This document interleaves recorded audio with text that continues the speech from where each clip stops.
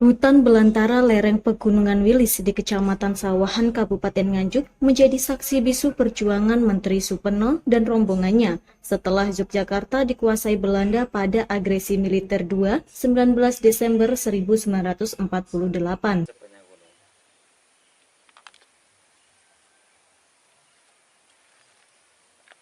Supeno, Menteri Pembangunan dan Pemuda dalam Kabinet Hatta, mengetahui pusat pemerintahan telah dikuasai musuh setelah pulang dari tugas dinas di Cepu, Jawa Tengah.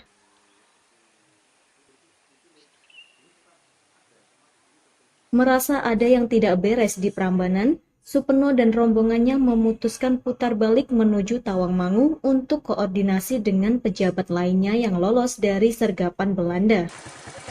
Dari pertemuan tersebut, disepakati untuk bergerilya hingga situasi terkendali.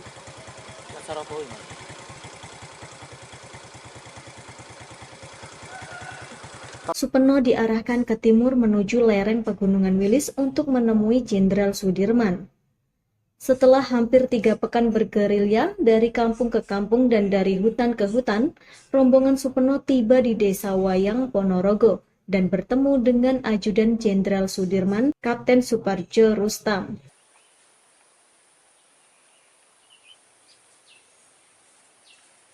Pada 20 Februari 1949, rombongan Supeno tiba di Dusun Ganter, Kecamatan Sawahan, Kabupaten Nganjuk. Namun pada 24 Februari 1949, tentara Belanda menyerang dusun tersebut dan menangkap Supeno yang sedang mandi.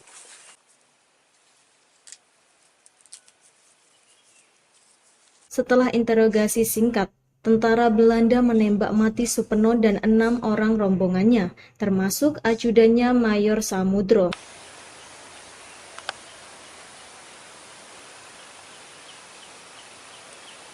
Menteri Supeno sempat dimakamkan di Nganjuk sebelum dipindahkan ke Taman Makam Pahlawan Kusumanegara di Yogyakarta pada Februari 1950.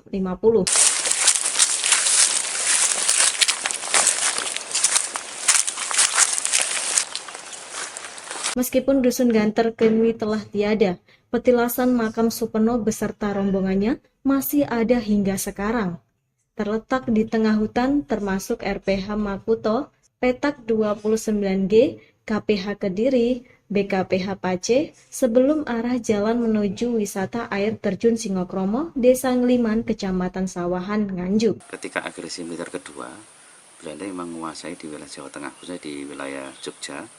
Beliau ketika pada saat penguasaan Belanda di Jogja ini, akhirnya beliau itu tidak kembali ke dalam kota Jogja, tapi kumpul dengan satu rombongan dengan menteri yang lain dan kelompok pemerintahan yang lain. Akhirnya beliau itu berkeinginan daripada ditangkap Belanda, gitu. Sebabnya dari pihak pemerintahan itu banyak yang ditangkap oleh Belanda, tapi ini rombongan dari Menteri Supeno itu akhirnya berinisiatif untuk perang gerilya, mempertahankan kemerdekaan. Akhirnya beliau ke arah selatan daerah Gunung Kidul hingga sampai ke timur, masuk ke wilayah Jawa Timur, khususnya di wilayah Pegunungan Wilis. Nah, beliau di Gunung Wilis ini beliau perjalanan di hutan terus sampai ke wilayah yang di Desa Klodan. Kalau sekarang dusunnya tetap masih menggunakan nama Dusun Sanggrahan, ya, Desa Klodan, Kecamatan Ngetos, Kabupaten Nganjuk. Nah, beliau di sana itu beberapa minggu di sana, di satu kampung di sana. Akhirnya beliau menetap di sana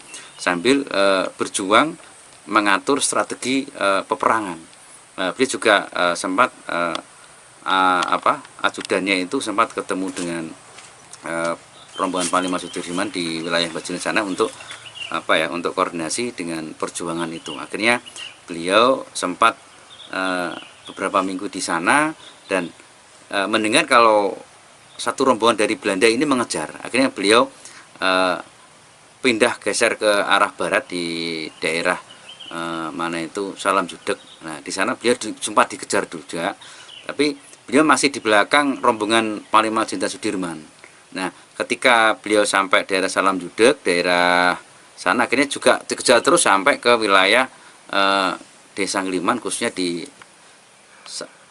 dusunnya Dusun Ganter. Nah, ketika beliau di Dusun Ganter ini, beliau itu beberapa rombongan itu istirahat di pagi buta itu masih di sungai. Lah di sungai inilah disergap oleh pasukan Belanda yang dari arah timur. Akhirnya ditangkap, setelah tangkap dibawa ke dataran, akhirnya diinterogasi di situ. Tapi satu rombongan ini satu pun tidak menjawab bahwa beliau itu rombongan dari pemerintahan RI atau pemerintahan negara Indonesia pada saat itu. Jadi tidak ada yang menjawab sama sekali. Lah beliau terpaksa oleh Belanda itu diinterogasi satu-satu, dibariskan di satu tempat di pinggir dusun Ganter ini. Akhirnya beliau ditembak satu-satu. Nah, beliau akhirnya setelah ditembak oleh warga, di jenazahnya dimakamkan di sini satu tempat ini. Nah, cuman satu yang makamnya Menteri Supeno ini kurang lebih tahun 1950-an itu, 1 tahun kemudian itu sama keluarganya itu dipindah makam beliau, dipindah ke Jawa Tengah, ditamakan makam pahlawan ya, negara. Akhirnya yang diisi makam di sini itu petilasan beliau. Atas jasanya, Menteri Supeno ditetapkan sebagai pahlawan nasional dan dianugerahi tanda kehormatan Bintang Mahaputra kelas 3 secara anumerta.